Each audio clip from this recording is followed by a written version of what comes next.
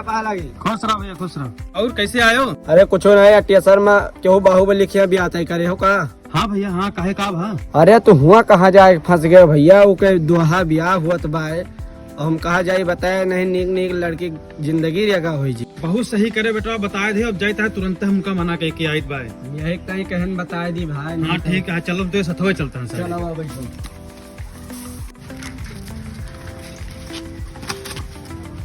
आ गए पंडित। अरे समझी भाई राम राम, कैसे ही आए अचानक? राम राम भैया, या साहब हम तोरे के यहाँ बिया आना कह पे ठीक है।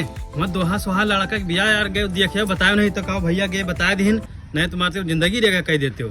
इशार हुआ तक पहुंच गया खूसट, हमें नहीं पता रहा सार हुआ तक जाए मंगता ही कुकुर। अरे तो हुआ हमसे छोट हुआ पहले हमार ब्याह करावे चाहिए कि उनके यहाँ सारे हम करवे सब, लेकिन अब की साले तो हम न्योता नहीं दे, तुम्हें पता नहीं लागत का तू अबो न्योता हमारे यहाँ।